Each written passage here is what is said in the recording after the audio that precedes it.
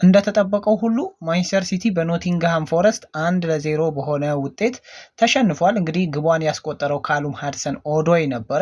ሲቲ በርካታ ድክመቶች የነበሩበት ቡድን ነበረ በዛሬው ጨዋታ። በእርግጥ ኖቲንግሃም ፎረስት ያሸንፍ እንጂ ግን ደግሞ ማሸነፊያዋን ግብ ያገኘው ከሰከንድ ሃፍ በኋላ ነበረ። ግን ደግሞ ኖቲንግሃም የራሱ ምርጥ የሆኑ ጥንካሬዎችንም ይዞ ነበር የገባው። በተለይ ኑኖ ኤስፒሪቶ ሳንቶ በዘንድሮ የውድድር ዘመን ላይ ጨዋታውን እንዴት ማኔጅ ማድረግ እንዳለባቸው እያንዳንዷን ጨዋታ በደንብ የተረዱ በሚመስል መልኩ ማለት ነው። በተደጋጋሚ እንግዲህ ኳሶችን ፖሴሽንን ያጡ ነበረ። በእርግጥ ከዚህ በፊት እንዲሁ ሌላ ቪዲዮ ስሰራ በነገርኳችሁ መሰረት በጣም በአጭር ቅብብል ነው ወደ ጎል ለመድረስ ጥረት የሚያደርጉት የኖቲንግሃም ፎረስት ተጫዋቾች። በዛ ላይ ደግሞ ስኳዳቸው እኮ ሰፊ ነው አይደለ? ምርጥ ተጫዋቾች ወጥቷቸዋል። ተከላካዮቹ አሪፍ የሚባሉ ናቸው። በእርግጥ ዛሬ ሁለቱም ግብ አስቆጣሪዎች ከኖቲንግሃም ቤት ክሪስ ውድም ከሲቲ ቤት ኤርሊንግ ብራውት ሃላንድም እንግዲህ አሸናፊ ለመሆን በኮከብ ግባግቢ አሸናፊ ለመሆን እየተፎካከሩ ቢገኙም ሁለቱም ግብ ሳይቀናቸው ቀርቷል። ለማንኛውም ግን ግቧን ያስቆጠረው ካሉም ሃድሰን ኦዶይ ነበር። በተደጋጋሚ ፖሴሽናቸውን ሎስት ያደርጉ ነበር ኖቲንግሃም ፎረስቶች። ግን ደግሞ በአንጻሩ ደግሞ ሲቲ የተለያዩ እድሎችን ይፈጥር ነበረ በአንጻሩ። ግን ደግሞ ያንን እድል ሲጠቀም አልነበረም እና ከሎንግ ሾቶች ነበረ ለመሞከር ጥረት ሲያደርግ የነበረው። ግን ያም ደግሞ ስኬታማ ሳይሆን ቀርቷል።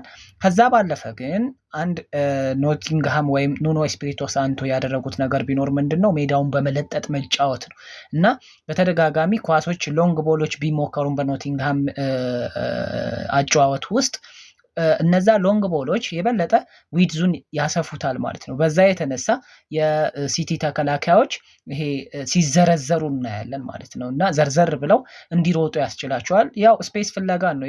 የበለጠ ደግሞ ካሉም ሃድሰን ኦዶይ ቦታ እየተቀያየረ ሲጫወት ነበር። ግን ደግሞ ሌፍት ሳይድ ላይ በተደጋጋሚ ኳስ ሲጣልለት ነበረ። በሱ በኩል የበለጠ ለማጥቃት ጥረት ሲያደርጉ ነበረ እና ዊድዙን ሲያሰፉት የበለጠ ስፔስን ለማጥቃት ነበረ ጥረት ሲያደርጉ የነበሩት። ግን ደግሞ የሲቲ ተከላካዮች በተለይ ኩሳኖቭ ቀላል አልነበረም እሱን ማለፍ። ከዛ ባለፈ ደግሞ እንዲሁም ክሮሲንግ ቦሉን ለመጠቀም ነበረ በካሉም ሃድሰን ኦዶይ በኩል ለክሪስ ውድ ማለት ነው። ግን ያ ሳይሆን ቀረ ማለት ነው እና በዚህም የተነሳ ነው እንግዲህ ሎንግ ቦሎችን ለመጠቀም ሲሞክሩ የነበሩት። ግን ደግሞ በስተመጨረሻም ደግሞ ተሳካላቸው። ወደ ቀኝ እሱን ወስደውት ግብ ማግኘት ቻሉ። በአንጻሩ ግን ሲቲ ፊኒሽንግ ላይ በጣም ደካማ ነበር የዛሬው ሲቲ። እንዲሁ ደግሞ ምንድነው ፖሴሽንን ለመቆጣጠር ጥረት ያደርግ ነበር። ግን ወደፊት ለማለፍ የበለጠ ሎንግ ቦልን ነበረ አማራጭ አድርጎ ሲጠቀም የነበረው። ያ ደግሞ እምብዛም አዋጪ አልነበረም። ምክንያቱም ማትሴልስ በራሱ በጣም ጠንካራ ግብ ጠባቂ ነው። ከዛ ባለፈ ተከላካዮቹ ሴንተር ባኮቹ በጣም እጅግ በጣም የሚገርሙት።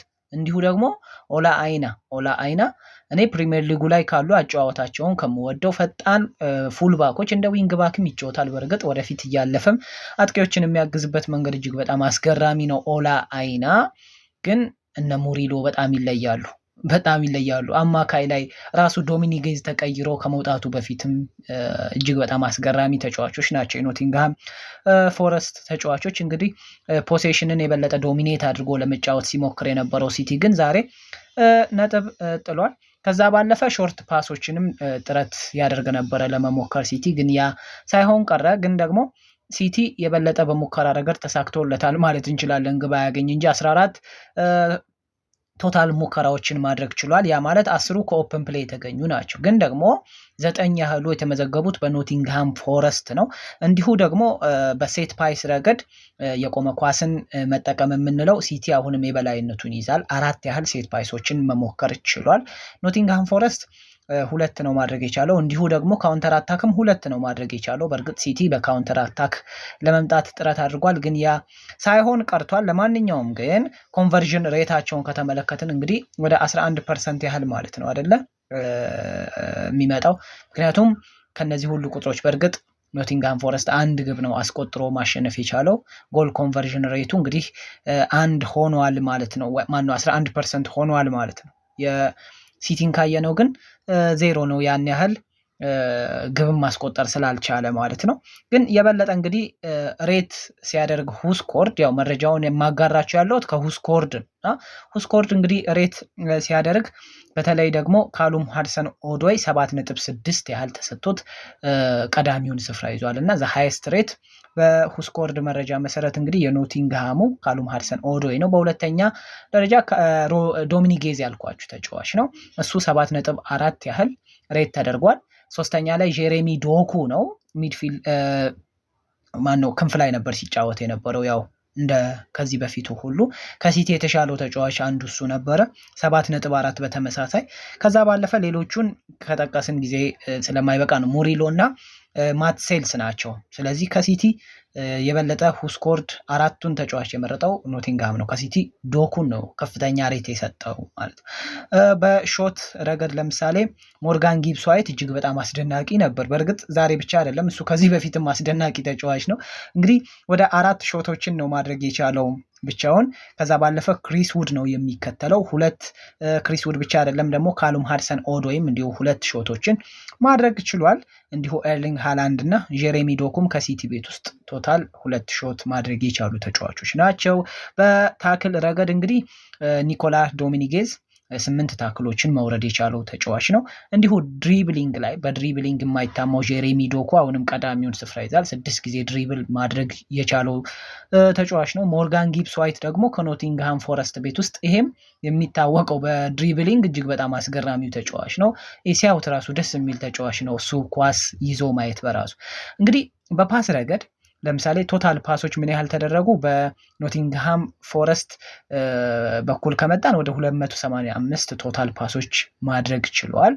ግን የበለጠ አጫጭር ቅብብሎችንም ሲያደርግ የነበረውና ለማስከፈት ጥረት ሲያደርግ የነበረው ማንቸስተር ሲቲ ወደ 630 ቶታል ፓሶችን ነው ማስመዝገብ የቻለው ማለት ነው። እና በክሮሶች በእርግጥ ለመጠቀም ሲሞክር ነበር እንዳልኳቸው 18 ያህል ክሮሶችን ማድረግ ቢችልም ግን ደግሞ ግብ ሳያገኝ ወጥቷል። እንዲሁ የኖቲንግሃም ተመሳሳይ ነው በክሮሲንግ ረገድ።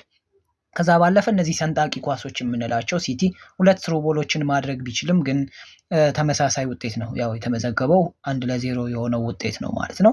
ሎንግ ቦሎች ላይ እንዲሁ ለመጠቀም ጥረት ሲያደርግ የነበረው የኑኖ ቡድን እንግዲህ ወደ 44 ሎንግ ቦሎችን ማድረግ ችለዋል ማለት ነው። በሾርት ፓስ ረገድ ግን የበለጠ ቀዳሚውን ስፍራ የሚይዘው አሁንም ማንቸስተር ሲቲ ነው። ወደ 585 ይላል ዳታው።